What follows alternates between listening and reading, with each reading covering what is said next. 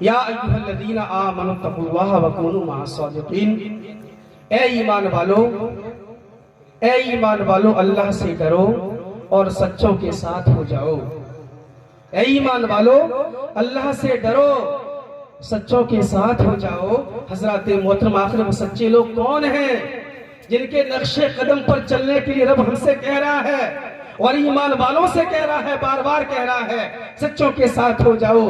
ملت کے نوجوانوں، یہی وہ نفوس قدسیہ ہیں، یہی وہ اللہ کے محبوب ہیں جن سے ہم وابستہ ہو جائیں گے تو ہماری دنیا بھی کامیاب ہو جائے گی، ہماری آخرت بھی کامیاب ہو جائے گی۔ حضرات محترم، یہ وہ اولیاء اللہ کے دربار، قسم خدا کی یہ وہ دربار ہے جن درباروں میں بڑے بڑے پاپی آئے ہیں، اللہ کے ولی بن گئے ہیں، بڑے بڑے شرابی آئے ہیں، ان کا بیڑا پار ہو گیا ہے، بڑے بڑے جواری آئے ہیں، ان کا بیڑا پار ہو گیا۔ قسم خدا کی اے وہ اللہ کے ولی ہیں، اللہ کے محبوب ہیں۔ بس حضرات محترم، آخری واقعہ میں آپ کے سامنے بیان کر کے میں اپنی بات کو سمیٹنا چاہوں گا۔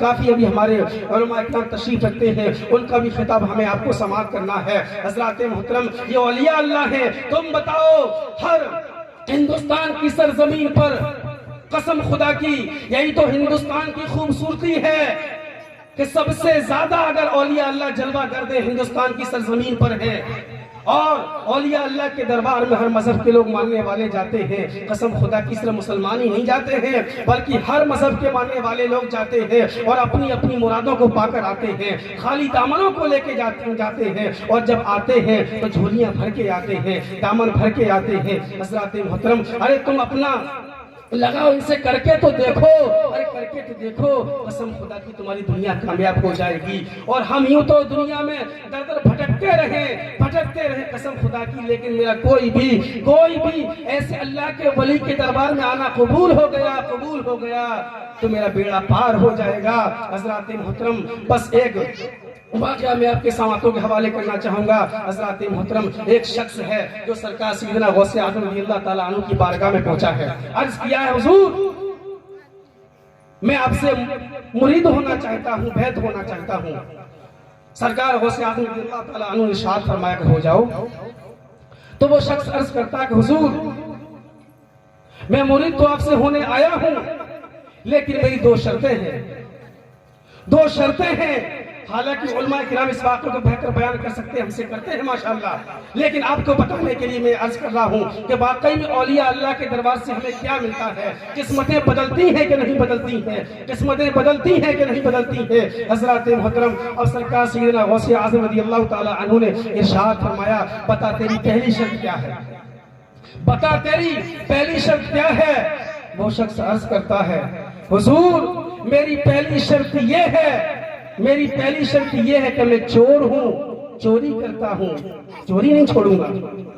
میں چور ہوں، چوری کرتا ہوں، چوری نہیں چھوڑوں گا۔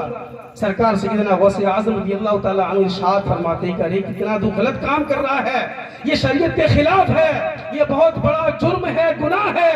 سرکار غوث اعظم ارشاد فرماتے بتا تیری دوسری شرط کیا ہے؟ عرض کرتا حضور میں نماز نہیں پڑھتا ہوں اور نماز نہیں پڑھوں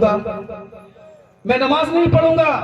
سرکار غوث اعظم ارشاد فرماتے ہیں نعوذ باللہ من ذالک، تو ایسی بات کر رہا ہے نماز نہیں پڑھے گا، ارے میں تجھے مرید نہیں کروں گا۔ اب وہ شخص جو چور بھی ہے، بے نمازی بھی ہے، عرض کرتا حضور ارے آپ کا دربار تو وہ دربار ہے حضور کہ آپ نے بڑے بڑے پاپیوں قسمتیں سوار دی ہیں۔ حضور آپ کا دربار تو وہ دربار ہے کہ آپ کے دربار میں جو بھی آیا ہے اس کی دنیا کامیاب ہو گئی ہے، ان کی قسمتیں جاگ گئی ہیں۔ حضور مجھے آپ مرید کیجئے۔ مجھے سرکار غوث اعظم نے ارشاد فرمایا کہ نہیں، میں تجھے مرید نہیں کروں گا۔ اب وہ شخص وسیلہ دے رہا ہے کہ آپ کو امی جان کا واسطہ ہے، فاطمہ ام الخیر کا واسطہ ہے کہ آپ مجھے مرید بنا لیجئے۔ آپ وہ تمام وسیلے دے رہا ہے، تمام واسطے دے رہا ہے وہ شخص آنے والا، آپ مجھے مرید بنا لیجئے، آپ مجھے بیعت کر لیجئے۔ تو سرکار غوث اعظم رضی اللہ تعالی عنہ کافی دیر کے بعد ارشاد فرماتے ہیں اے انسان اگر واقعی میں تو مرید ہونا چاہتا ہے تو میری بھی ایک شرط ہے۔ تو عرض کرتا حضور جلدی پیش کیجئے، آپ میری 2 مان لیجئے، میں آپ کی 1000 شرطیں ماننے کو تیار ہوں۔ وہ چور بے نمازی کہہ رہا ہے کہ آپ میری 2 شرطیں مان لیجئے۔ میں آپ کی ہزاروں ماننے کو تیار ہوں۔ سرکار غوث اعظم ارشاد فرماتے صرف میری ایک شرط ہے، سرکار غوث اعظم ارشاد فرماتے کیا ہے، سن کہ جس وقت اذان کا وقت ہو، جس وقت اذان کا نماز کا وقت ہو، اذان دے دیا کرنا، اذان دے دیا کرنا۔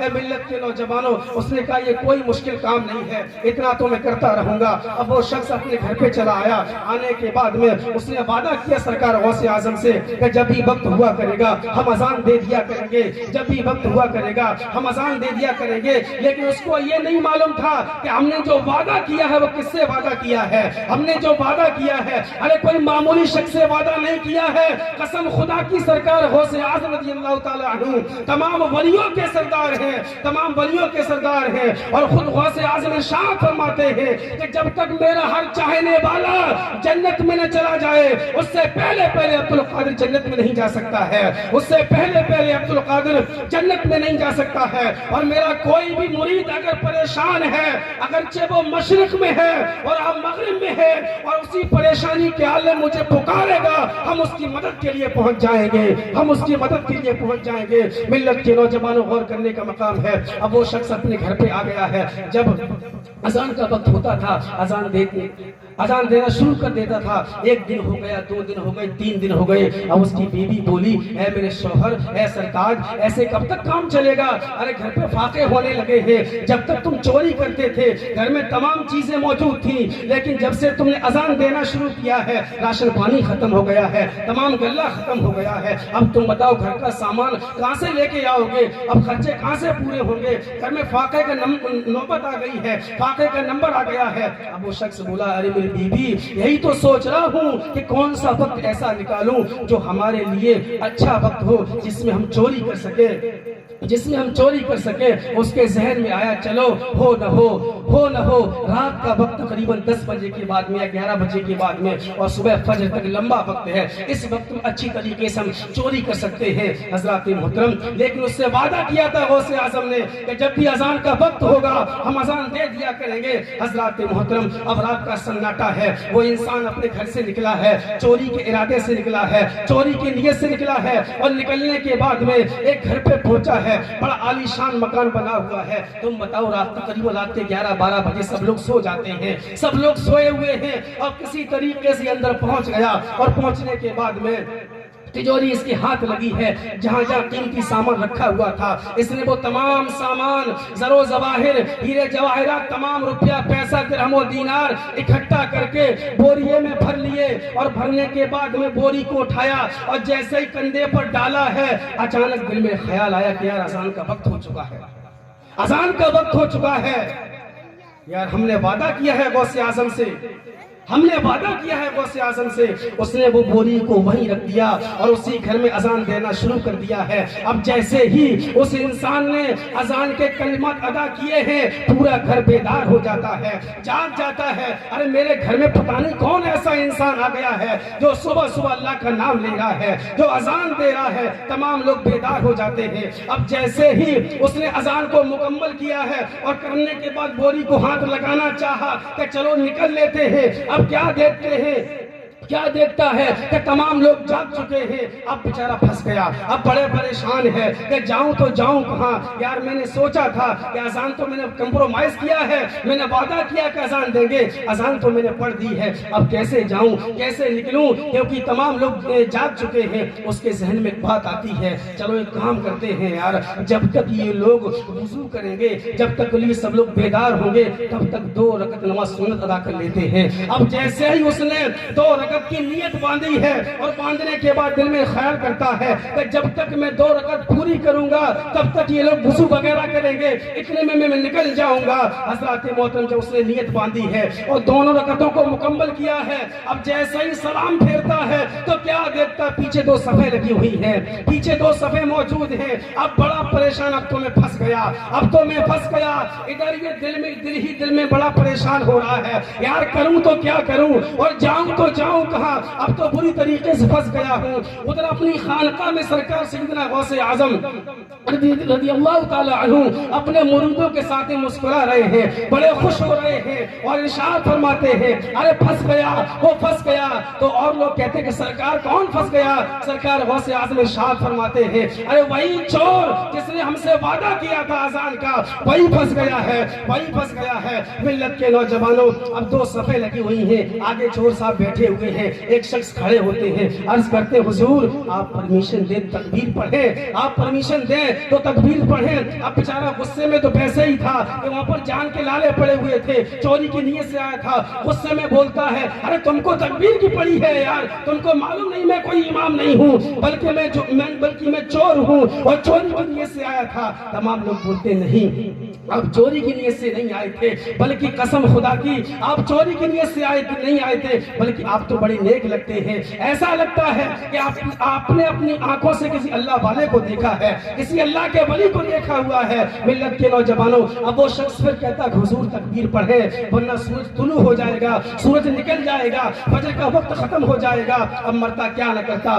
بیچارہ کہتے کہ چلو تکبیر پڑھو. اب جیسے ہی ان لوگوں نے اس نے تکبیر پڑھی اور اس انسان نے نیت باندھی ہے جس طریقے سے جیسے اس نے مکمل کی ہوگی, بیچارہ چوری کرنے آیا تھا نا, بڑا پریشان تھا. جب اس نے 2 رکعت مکمل کی سلام پھیرنے کے بعد میں اب تمام لوگ اس کے ہاتھوں کو چومنا شروع کر دیتے ہیں, اس کو ہاتھوں کو چومتے ہیں. اب وہ بار بار کہتا کہ نہیں ارے تمام لوگ چلو اٹھو میرے ساتھ, دیکھو وہ بوری رکھی ہوئی ہے اس میں آپ کے گھر کا تمام سامان موجود ہے, ہم چوری کے لیے اس نیت سے آئے تھے. تمام لوگ کہتے کہ نہیں حضور نہیں, آپ چوری کی نیت سے, یہ تو آپ کی خاکساری ہے, یہ تو آپ کی انکساری ہے, آپ کی آنکھیں بتا رہی ہیں کہ آپ کی آنکھوں نے کسی اللہ والے کو دیکھا ہے, آپ کے ہاتھوں سے ایسا لگ رہا ہے کہ آپ نے اپنے ہاتھ کو کسی اللہ والے کے ہاتھ میں دیا ہوا ہے. ملت کے نوجوانوں تمام لوگ اس کے ہاتھوں کو چومتے ہیں اور چومنے کے بعد میں وہ شخص کہتا ہے سرکار غوث اعظم رضی اللہ تعالی عنہ کے دربار کی طرف اپنا چہرہ کرتا ہے,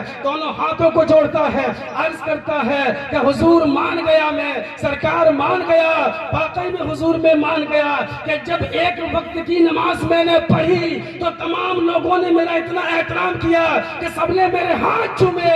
اگر واقعی میں 5 وقتہ نماز پڑھوں گا تو پوری دنیا میرا احترام کرنا شروع کر دے گی, پوری دنیا احترام کرنا شروع کر دے گی. ملت کے نوجوانوں بس میں اپنی بات کو سمیٹنا چاہوں گا کہ جب ان کے گدا بھر دیتے ہیں شاہانہ زمانہ کی جھولی, جب ان کے گدا بھر دیتے ہیں شاہانہ زمانہ کی جھولی, ارے محتاج کا جب یہ عالم ہے مختار کا عالم کیا ہوگا, محتاج کا جب یہ عالم ہے مختار کا عالم کیا ہوگا. اللہ کی بارگاہ میں دعا ہے پروردگار عالم جو ہم نے یہاں پر بیان کیا میرے اللہ, اگر ہم سے کوئی جان کر انجان خطائیں ہو گئی ہیں میرے مولا پیارے حبیب کے وسیلے سے یا اللہ تمام غلطیوں کو معاف فرما.